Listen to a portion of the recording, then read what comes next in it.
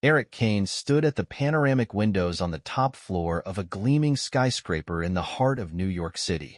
The height was dizzying, but he'd long since gotten used to the view. The thousands of lights of the city at night, the firefly-like cars, and the silent majesty of the streets full of life. This office was his second home, or rather the home of his boss, Gordon Vincent, whom Eric accompanied every step of the way. Gordon was one of the most powerful men in America, a multimillionaire with an impeccable reputation and iron grip. His company had grown to global proportions, spanning investment, technology, and media. Working with him meant being at the center of the action, where any misstep could cost a career. Eric had understood this from the first day he signed the contract, effectively selling his life for unlimited work hours. Today's day started, as usual, with an early morning start. Eric was already on his feet as the city was just waking up. His work tablet pulsed with notifications, from meeting schedules to Gordon's personal preferences that had to be met without fail. A cup of coffee of a particular brand on the desk by 7:30 a.m., a black car at the front door at exactly 8 o'clock, documents to be signed in place at 8:15. Eric's entire life revolved around these precise timestamps. 3 years ago, he couldn't have imagined he'd end up in a place like this. At first, the job seemed prestigious, exciting. The opportunity to travel, to work with big people, to manage the flow of information. But with time he realized that his life was reduced to following other people's orders, where every mistake could turn into a disaster. Gordon needed not just an assistant, but a man who could foresee the future and perform tasks of any complexity without fail. Gordon was surrounded by mystery. Despite the public image of a business shark, his private life was shrouded in a thick fog. None of the employees, even the closest, did not know how he spent his evenings, with whom he met, what he talked about behind closed doors. But Eric could see. Behind it all was a man with a predatory intuition, a man who was always one step ahead of the competition. Sometimes it was frightening. Today, everything went according to schedule. Morning meetings with the board of directors, negotiations with shareholders, and a short lunch break. Eric moved without a single mistake, checking off every item in his boss's plans. But in the evening, there was an unexpected twist in his routine. An email arrived on his tablet marked "Personal to Gordon Vincent." Eric never read such messages. Usually they were filtered out by secretaries or the security system. But this letter had somehow gotten through all the barriers. The sender was someone with the alias Phoenix. There was only one line inside: "Tomorrow at 2200 hours. Office 512. Bring proof with you." Eric reread the text several times. What kind of proof? Why was it coming now? Internal code told him to hand the letter to his boss without getting into the details. But something about the message made him tense. The name Phoenix seemed familiar to him. He'd seen it before in one of Gordon's documents, the ones meant for his eyes only. While Eric was pondering, Gordon himself appeared in the office. His face was tired, but his eyes sparkled with the usual determination. Glancing at Eric, he nodded briefly and closed himself in his office. Soon the muffled sounds of a phone call came from there. The boss's voice was strained, but it was impossible to make out the words. Eric saved the letter and sent it to Gordon's special folder for personal messages. He knew it was his responsibility, but the feeling of unease wouldn't let go. Something about this day was going wrong, even though everything looked as normal. He continued his work, checking his schedule, preparing the paperwork for tomorrow's flight to Washington. But a strange premonition kept him on edge. By midnight, the light in Gordon's office was still on. Eric decided to walk by, ostensibly by accident. Peeking through the half-closed door, he saw his boss frantically going through papers and documents. A dark bag lay on the desk, laptop screens flashing beside it. Gordon looked tense, like he was waiting for something important. Eric forced himself to look away and headed for the elevator. He was used to a lot of things about his boss's life remaining a mystery, but now he felt like he was witnessing something more. On the way home, he remembered the words of the letter, "Bring proof with you." What proof? And why all this secrecy? The night passed in sleeplessness. Eric replayed the day's events, but found no answers. The morning threatened to be as crazy as always, but this time he felt he was on the cusp of something new. The morning began as usual, but with a strange sense of pressure. Eric Kane had packed for the upcoming trip to Washington. He carefully checked every item on the itinerary, including departure times, hotel reservations, and meeting details. Planning was his forte, but today he felt distracted. The night's episode with the letter from Phoenix and Gordon's behavior had kept him busy. The office was in a typical bustle. Assistants were scurrying back and forth, departmental staff were preparing reports, and the phones were ringing non-stop. Gordon, as usual, remained at the center of the storm. He showed up in the conference room at 9 o'clock sharp and immediately began negotiating. Eric watched him from the sidelines, feeling the tension in the air building. His job was to keep up with everything, delivering papers, coordinating teams, and most importantly, not distracting his boss with unnecessary questions. But the Phoenix letter was still on his tablet, and every thought of it made Eric want to figure out what was behind it. Toward noon, Eric noticed that Gordon had sent several messages through one of his secure phones. Normally, this wouldn't have made him suspicious, but something about the expression on his boss's face seemed unusual. Gordon looked focused, almost cold, as if he was preparing for something important. Eric decided to check the documents for tomorrow to distract himself. He went to the company's archives department, where old contracts and personal files were kept, but even there he couldn't stop thinking about the letter. Among the folders, he happened to come across a report from last year in which the name Phoenix flashed across. It was a financial summary, including some transfers made to an offshore account. Eric remembered that Gordon had always been extremely cautious about financial transactions. These transfers looked too unusual to be part of official transactions. By late afternoon, work had reached a new level of intensity. Gordon abruptly canceled one of the meetings scheduled in Washington and postponed it indefinitely. That rarely happened. The boss always followed his schedule, but now he was acting as if something was changing in his plans. At 8 p.m., Eric was finalizing the last preparations. The plane was ready for departure, the hotel in Washington was confirmed, and Gordon's personal security had already moved out to the airport. But suddenly a new order arrived. Gordon had ordered the flight to be delayed 2 hours. It seemed strange, but Eric obeyed the order without question. The rest of the time he spent waiting. The small duffel bag was packed and the tablet with the schedule lay on the table. Suddenly his gaze fell on the Phoenix letter again. His intuition told him he should find out more. Eric opened the corporate chat room using administrative access rights and found correspondence related to office number 512. It turned out to be one of Gordon's private facilities, located in an old business center on the outskirts of the city. The office was registered to a shell company, but was rarely used. Eric memorized the address, though he didn't know why he would. At 9 p.m., Gordon came out of his office. He looked calm, but there was an inner tension in his movements. He carried the same black bag that Eric had noticed the night before. Without a word, he headed for the elevator. Eric followed him, knowing that accompanying his boss was his direct duty. But this time Gordon had changed the rules. Instead of going to the airport, he told the driver to go in the opposite direction, to that very office number 512. Eric didn't ask any questions, but his thoughts kept his anxiety at bay. He didn't know what lay ahead of them, but he had a premonition that this trip would change something important. When they pulled up to the building, it was already night outside. The business center looked abandoned, with faded facades and dim lighting. Gordon got out of the car, holding a black bag in his hand. Eric followed him, although his boss hadn't given him direct orders. The building greeted them with an eerie silence.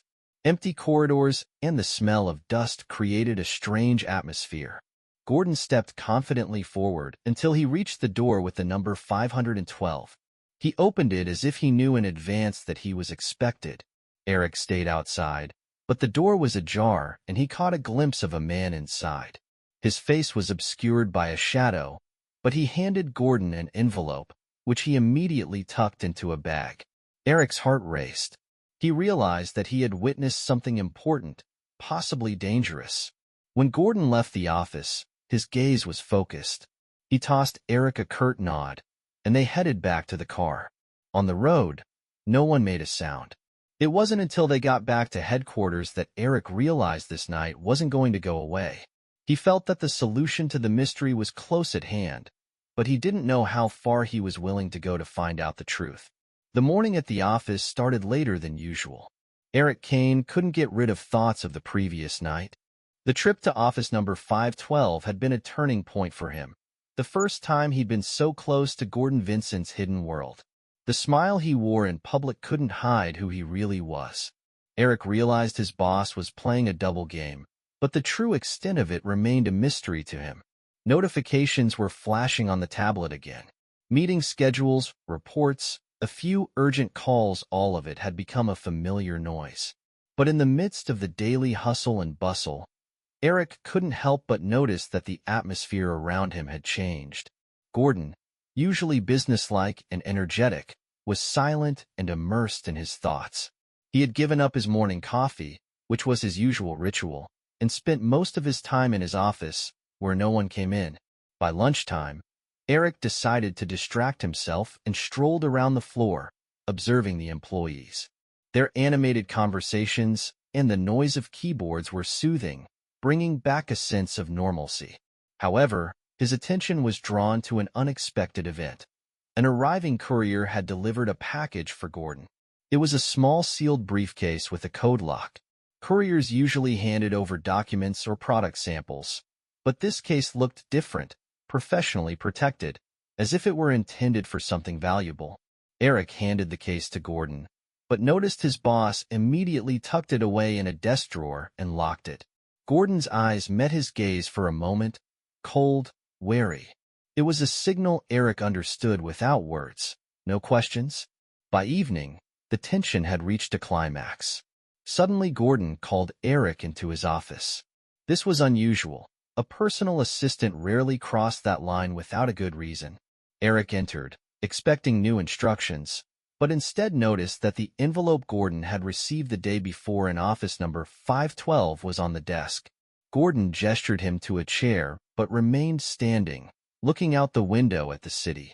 Its silhouette, illuminated by the night lights, seemed stark and impregnable. At that moment, Eric felt that he had become part of something too big. However, his boss didn't reveal any details and only handed him a sealed package, telling him that it was to be delivered to a private office on the other side of the city. Eric realized that this assignment was outside of his standard duties, but as usual, he kept silent. Taking the package, he left the office and headed for his car. His route took him through the sleeping neighborhoods of the city, where life seemed quiet, almost serene. But inside, Eric sensed that he was approaching something dangerous. When he arrived at the site, he was greeted by an old unmarked building.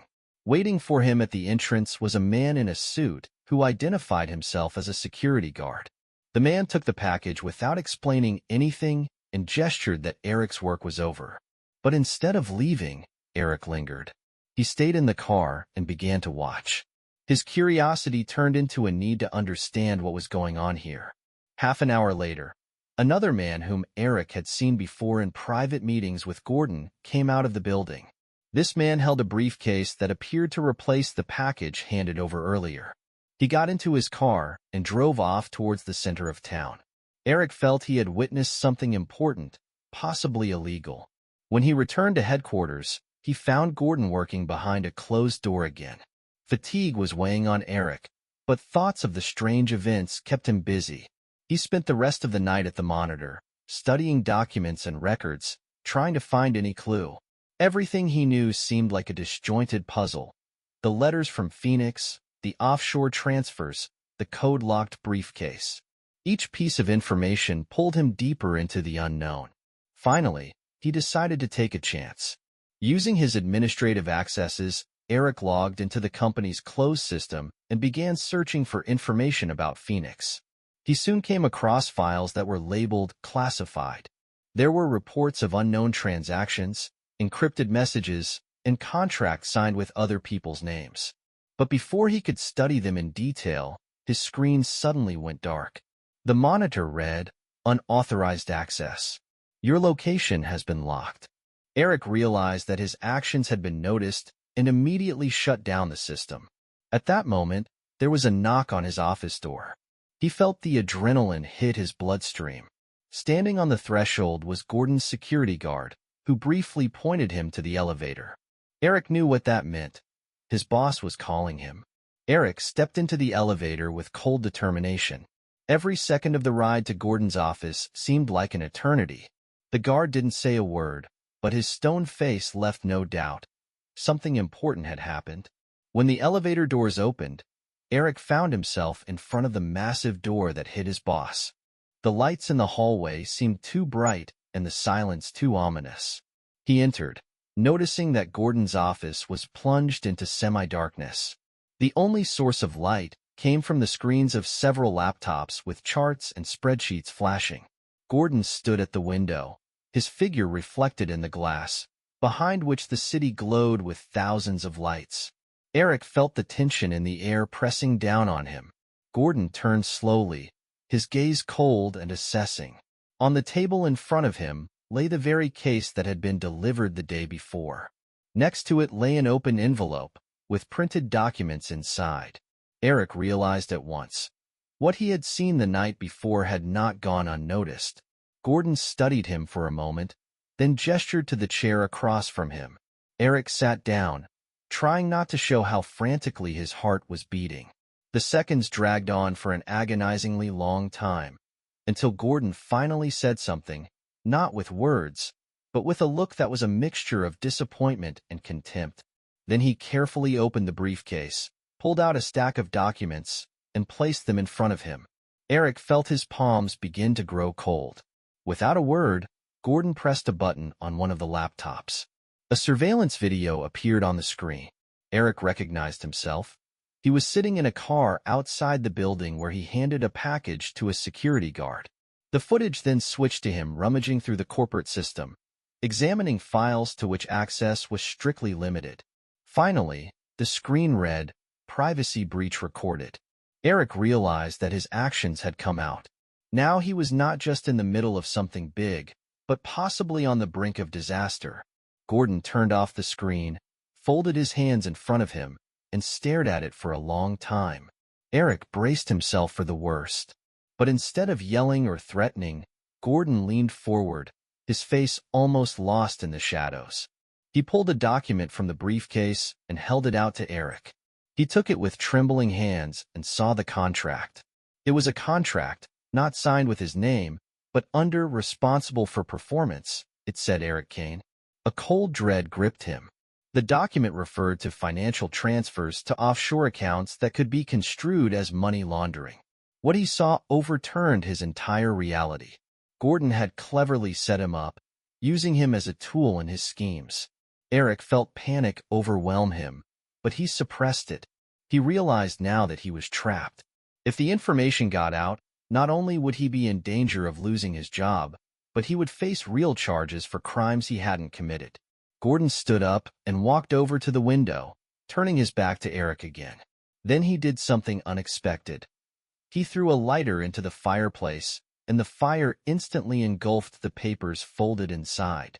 Gordon watched the papers burn in silence, then turned to Eric and pointed to the briefcase. Eric realized that now the future course of the game depended on him. Gordon had left him with a choice.